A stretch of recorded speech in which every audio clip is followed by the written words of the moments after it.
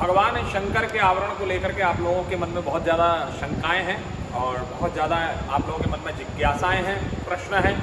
तो मैं आपको एक चीज़ स्पष्ट करूं और वो ये है कि जब हम शंकर की पूजा में रहें, और केवल शंकर की पूजा में नहीं, अभी तो जैसे नारायण की पूजा भी जब आप लोग करते हैं तो नारायण की पूजा करते समय भी सबसे प्रमुख बात वहाँ पर शालिग्राम जी का होना अति आवश्यक होता है। नारायण सगुण साकार हैं, उन सगुण साकार का निर्गुण निराकार स्वरूप शालिग्राम है। उसी प्रकार से शिवलिंग निर्गुण निराकार स्वरूप है और उस निर्गुण निराकार स्वरूप का ये शंकर का जो स्वरूप, जो आवरण है, इसको आवरण पूजा कहते हैं।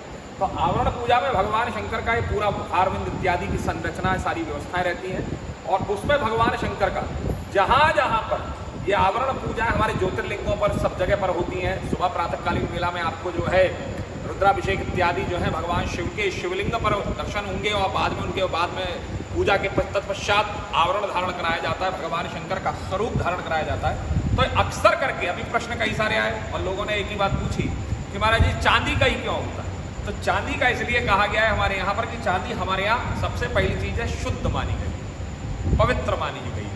दूसरा स्वरूप बड़ा सुंदर कहा गया कि भगवान शंकर का स्वरूप क्या है। भगवान शंकर का स्वरूप है कर्पूर गौरम करुणावतारम, अर्थात कपूर के समान गौरवर्ण है भगवान शंकर का। और जब भगवान शंकर का कपूर के समान गौरवर्ण है तो गोरा रंग अर्थात सफ़ेद रंग कैसे आएगा। वह सफ़ेद रंग चांदी का ही माना गया है, सोने का नहीं है। तो इसलिए भगवान शंकर का जो स्वरूप, जो चांदी का जो आवरण दिया गया है, वही चांदी का आवरण आप यहाँ दर्शन भी करेंगे। भगवान शंकर का जो त्रिशूल है, ये त्रिशूल भी चांदी का रहता है। आप लोग जाकर दर्शन, तो मन में एक भावना जागती है कि त्रिशूल चांदी का क्यों।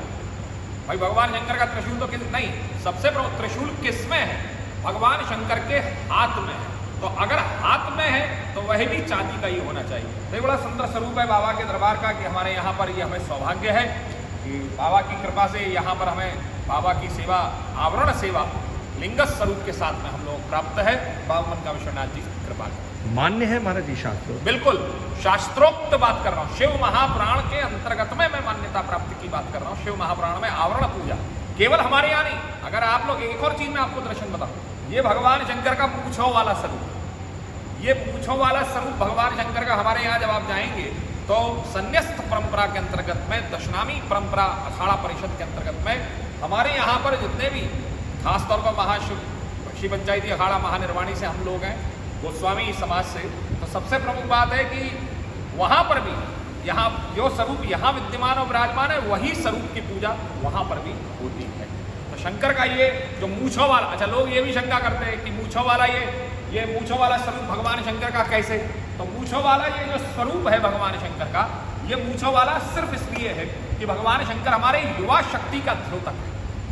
युवा का जो है द्योतक है भगवान शंकर।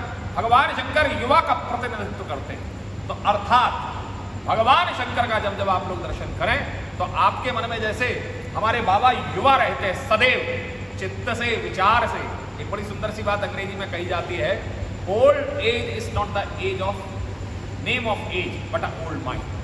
वृद्धावस्था अवस्था का नाम नहीं होता है, अपितु वृद्ध दिमाग का नाम होता है। तो यहाँ पर भी मैं एक ही बात कहूँगा कि जितने भी लोग आए बाबा से प्रेरणा लें कि जैसे बाबा हमारे युवा रहते हैं, सदैव युवा रहते हैं, उसी प्रकार से हमको वाणी से, ओज से, तेज से, विचारों से, दृष्टि से, हर रूप में हमें युवा बन करके चरे वैती हमें पालन करना चाहिए। 11 ज्योतों का ये महाराज जी अखंड ज्योतों का क्या यहाँ का, ये जो आप दर्शन कर रहे हैं 11 अखंड स्वरूप हैं और ये 11 स्वरूप जो हैं ये हमारे यहाँ पर केवल और केवल भारत में, अपितु भारत में ही नहीं, शायद मुझे लगता है विश्व में केवल और केवल बाबा के दरबार में ही विराजमान और विद्यमान है।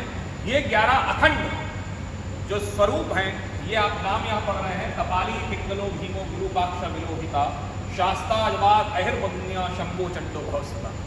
ये एकादश रुद्र स्वरूप है और ये जो है एकादश रुद्र स्वरूप जो है, ये भगवान शंकर की जो एकादश रुद्र हैं उनके स्वरूप में इनका यहाँ पर पूजन, यजन, अर्चन, वंदन होता है।